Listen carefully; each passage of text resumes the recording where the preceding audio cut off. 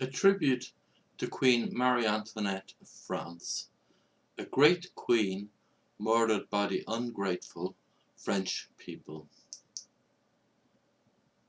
Marie Antoinette, tragic victim of an ungrateful people. It is now 16 or 17 years since I saw the Queen of France, then the Dauphiness, at Versailles, and surely never lighted on this orb which she hardly seemed to touch, a more delightful vision. I saw her just above the horizon, decorating and cheering the elevated sphere she had just begun to move in, glittering like the morning star, full of life and splendour and joy. The above quotation is taken from On the Death of Marie Antoinette by Edmund Burke. Can you imagine the splendid scene that is unfolded? The young, beautiful princess presiding at a ceremony in a magnificent room often described as the most beautiful room in the world.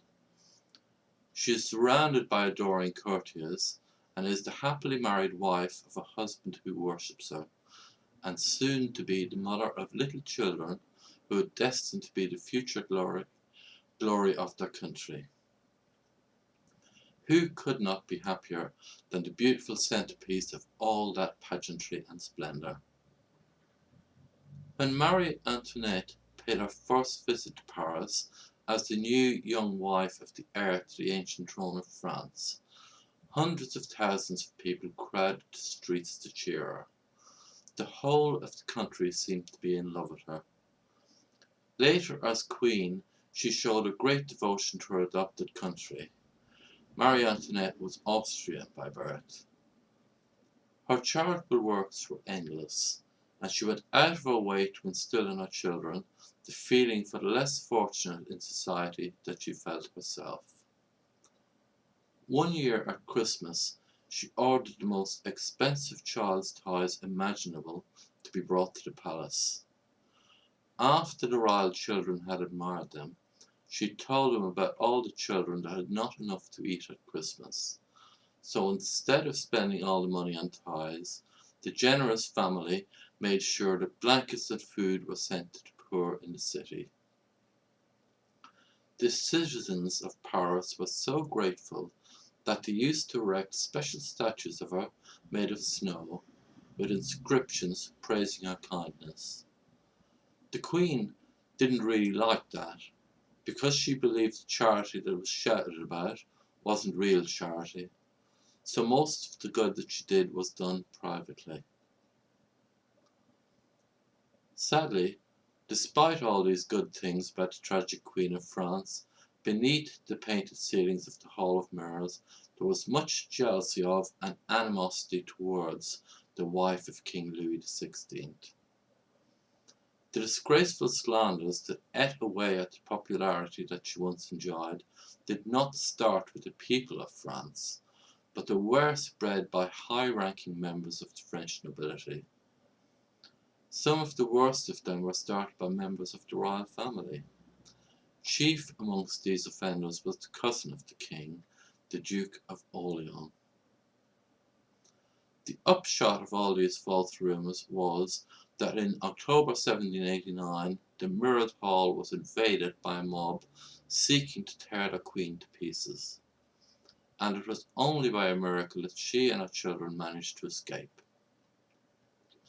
This is what can happen to institutions and to people when lies are allowed to get out of control.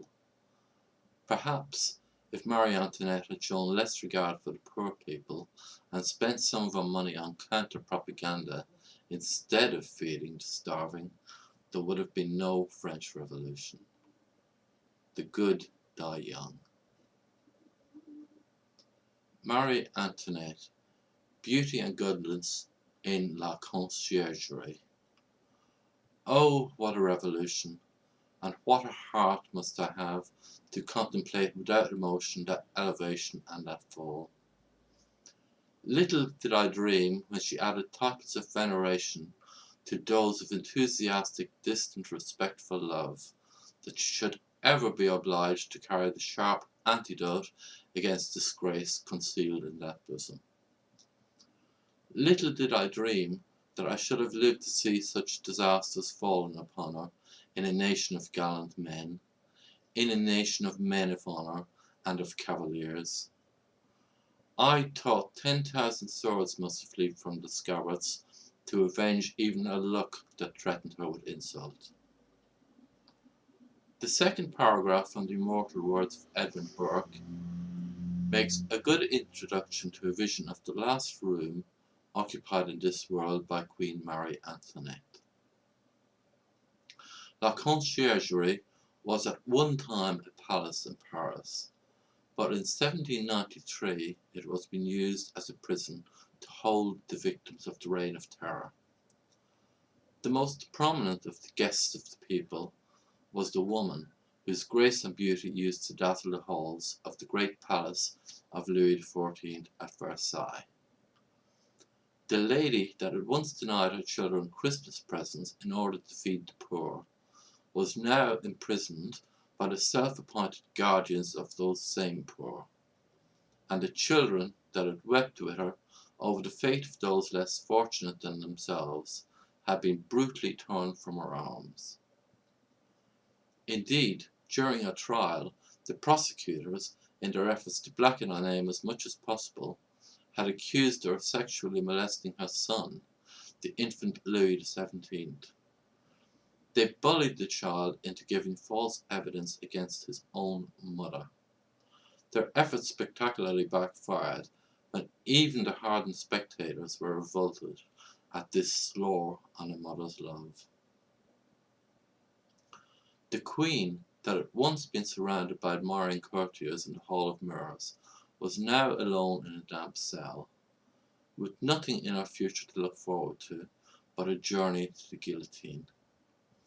The hundreds of thousands that had been in love with her in the far-off day when she had first visited them in their city on the Seine would now spit at her and boo when she was dragged through the streets to be murdered as one of the many victims that lose their lives when people go mad.